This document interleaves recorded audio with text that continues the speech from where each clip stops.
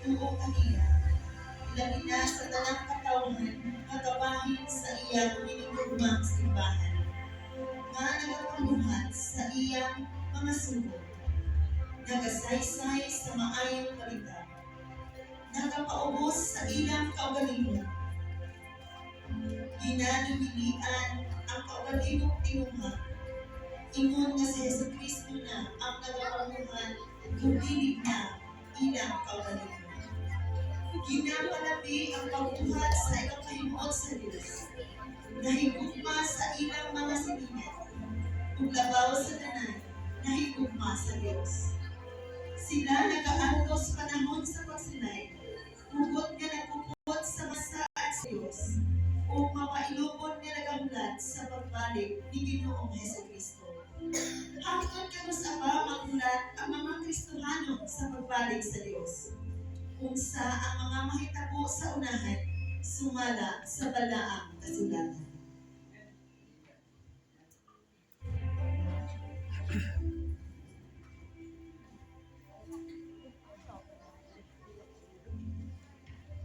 Brothers and sisters, happy na dyan siguro mo balik ang inuuno. Grabe naman ang panghitabuan ni kalimutan. Mahal ulit kayo mga pamaliton, nagkira sa ubang nasod. Nakabalita mo sa Israel o sa Gaza. Yes, sister. Luwi kayo kenta sa mga tao dito eh. Ilabi na ang mga bata sa Gaza. Mura dyan tugig ko mo itong akong kasing-kasingtan apa. Nka ato, di na itong agyan na kalisod. Speaking of, kira ba? Habit na dito, bawat dito, gingon sa Biblia niya sa Pinadayan, Kapitulo 9, versikulo 16-18. So, thinking, dakong buwan, mamatay sa ikatulungahin sa mga tao sa kalimutan. Ibinin niyo mga igsuon, tanang sulat sa balang kasulatan, mahitabo yun. Kanang gira nga gingon sa Pinadayan, hagbay na naman naman sa mga nasod. Ang Russia, United States, France, China, United Kingdom, Israel, Pakistan o North Korea, mga nasod nga nuclear weapons alang sa mga ubat. Doon na sa mga ebidensya na ang Iran, North Korea o Syria kalabot sa illegal na pagpalusot ng mga dual use ng mga hinalibad. Mag-ampunan pa sa Diyos, kaya manaligdan ang iyang mga tauhan kung umabot na ang mga kalsot.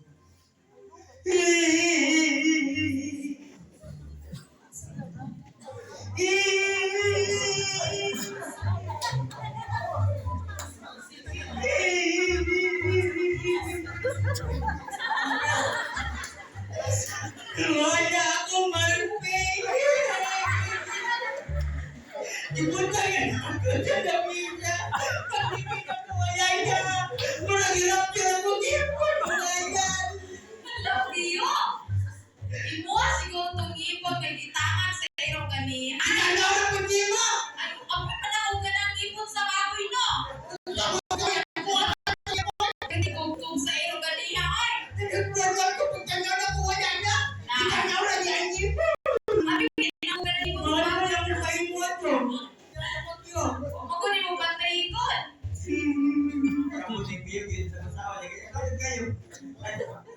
Ada pastor Pak. Speaking of that. Ano sa mga meta pastor? Daghang teorya sa mga Bible scholar may tungkol kung kanus ang mahitabo ang rapture. Ang uban naglikod nga mahitabo kini una maabot ang tribulation o kasakit. Ang uban nagaingon nga tumatunga sa kasakit ug ang uban nagaingon nga katapusan sa kasakit o tribulation. Kung kanus aman ang Dios ray nasayod, dili nato kahimalaan ang nahuna sa Dios. Ang ato lang sa ligan nato ang pagkamaayo sa Dios ug ang gugma sa Dios. Labi na nauman nato ang ihang saad diya sa Matthew 28 verse 20 na siya magauban ka nato hangtod sa katapusan sa kapanahonan. Amen yung pastor. Pero magkano mga pastor eh? Magkano kayo bakit? Kasi bumalik natin yung obra. Wala pa ko na ninyo.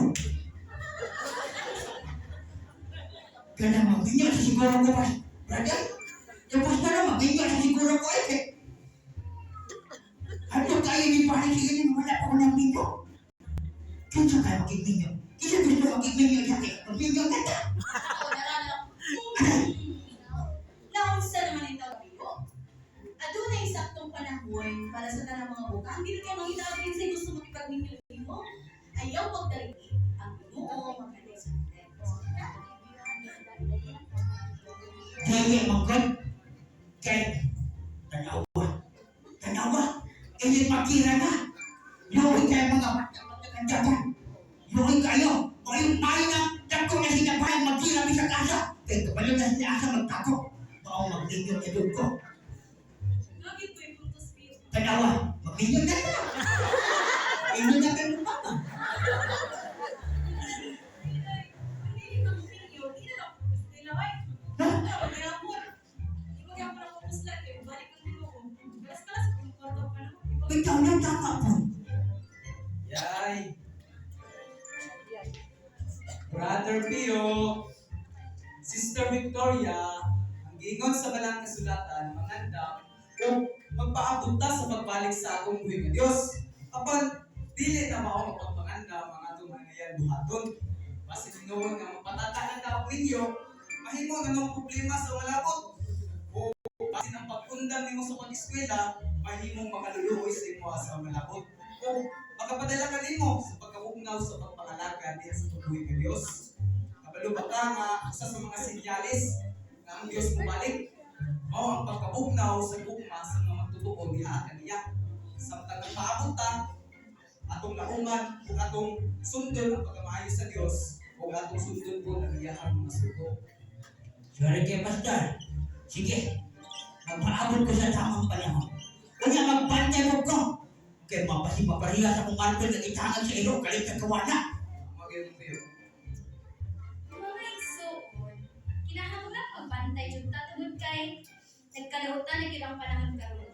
Grabe po ang lihok sa yawa niya. Daghan po ang mga Kristohanon nga nakatitag. Kabantay mo, daghang mga Kristohanon na ang dili na pagkanahan ng simba. Kinahanglan na aware ta sa buhat sa yawa, dili ta mapahilan. Ako pastor, tinuhaw ko lang ko na malipay ang Diyos na ako. Hindi makita ni face to face. O manikaw ko na magkawali sa may balita. Hindi mo sa kaluwasan. Kaya, ano ba niya? So, na ito, di ba? Yes. Uy, kuman ba yan ako mag-evangelize ka? Itugyan na sa Ginoo kinabuhi mo, bisa nasa pudalo sa Ginoo para sa iyang mulaton, matulog ko. Ako po, una ko dyan ako Diyos sa kumulay. Nasayad po nga, ayaw na guys, kung pinabuhi. Sa ako naman. Uy, tama-tama. Tawagan na kasi mami, dali sa US. Kaya nasa may organization dito mga Israel, nag-suporta. Sa mga sama ni Uy, nag-sa Diyos, may tungkol sa may palita sa kaluwasan. Why not? Mag-atas ang nasa niya. Sa kung sa 10-14 daw. Ha?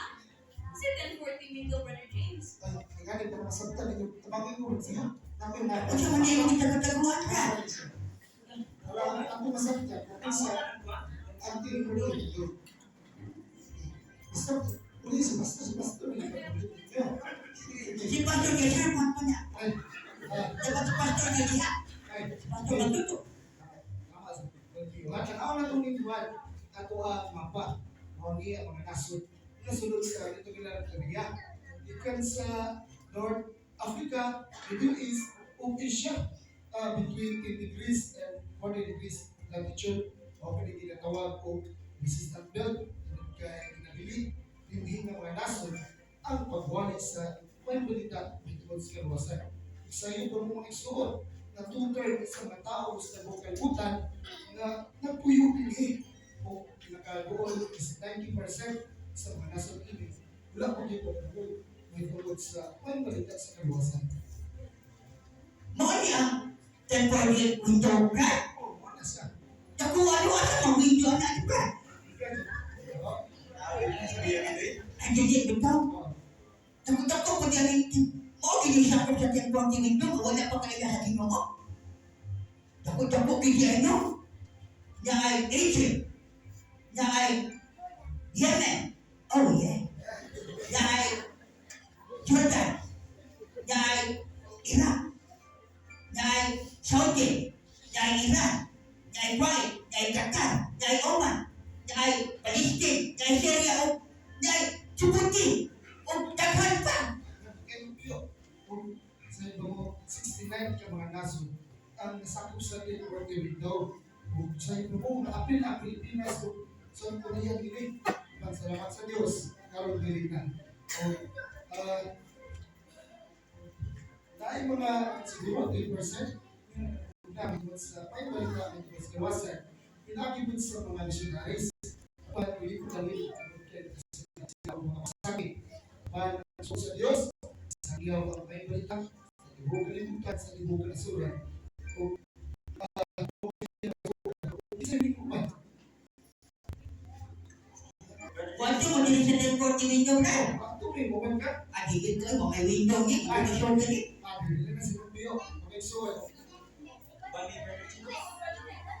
ay, Ikaw na biya. Di ko mo ba yan? ay, sige. Bigyan sa lang Rubio, kaya yan, pinagwalihan ko. O, mga iso, salamat kayo. Pero yung namalulapan ninyo, na ang pagwali sa mga nasod, nasakop sa report dito, diligent lalim. Ang tamang kanan. Basta para sa imo, Brother James, andang siguro